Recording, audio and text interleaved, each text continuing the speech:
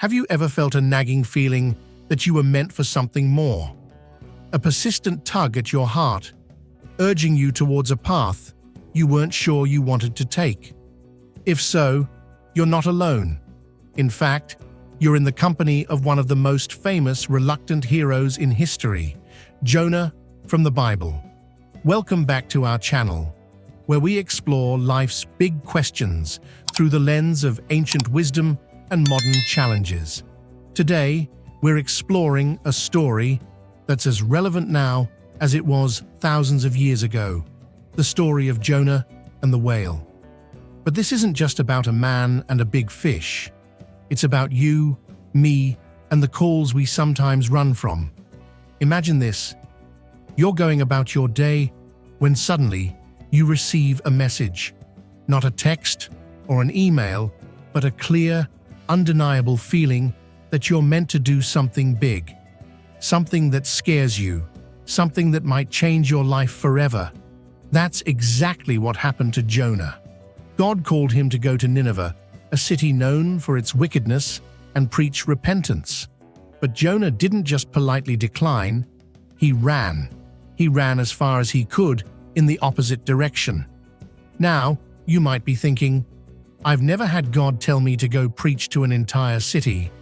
Maybe not, but have you ever felt a strong urge to start that business you've been dreaming about? Have that difficult conversation you've been avoiding? Make that career change you know deep down you need to make? These are our modern-day Ninevehs. And like Jonah, our first instinct is often to run. But here's the thing about running from your calling. It rarely leads to smooth sailing. For Jonah, it led to a literal storm. The ship he boarded to escape his mission was caught in a tempest so severe that hardened sailors were terrified. In our lives, running from our purpose might not cause actual storms, but it often leads to a gnawing sense of dissatisfaction, feeling stuck or unfulfilled in our current situations, increased stress or anxiety as we try to ignore our inner voice.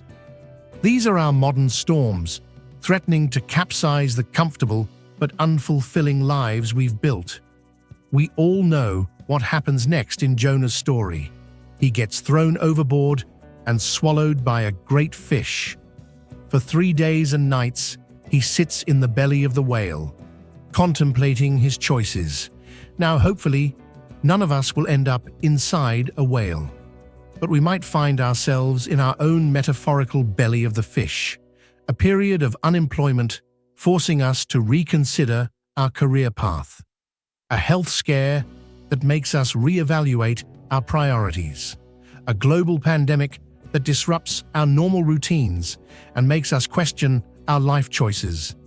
As uncomfortable as they are, these moments often serve as the crucible in which we confront our true calling. After 3 days, the fish spits Jonah out onto dry land. He's given a second chance to fulfill his mission, and this time, he takes it. Life has a funny way of bringing us back to the crossroads we tried to avoid. That business idea you shelved? It might resurface as a golden opportunity years later. That conversation you dodged? Circumstances might force you to have it anyway, but now with higher stakes. The question is, will we recognize these second chances when they come? And more importantly, will we seize them?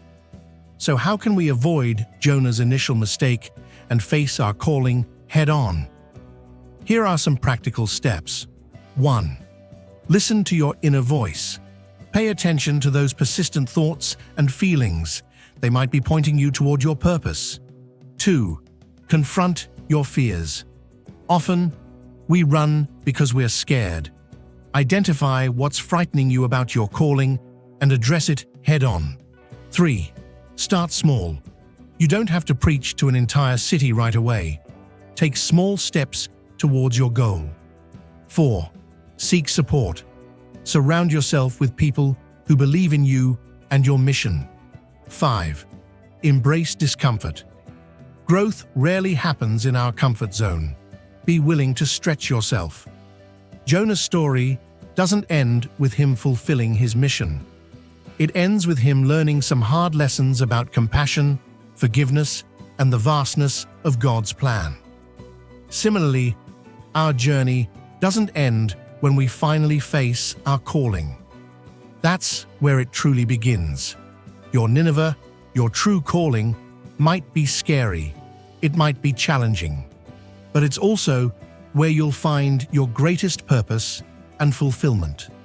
So, what's your Nineveh? What calling have you been running from? Share your stories in the comments below. Let's create a community where we can support each other in facing our destinies head-on. If you find value in this video, don't forget to like and subscribe. Together, let's stop running and start living the lives we were meant to live. Until next time, remember, your calling is not a burden. It's a gift, and it's time to unwrap it.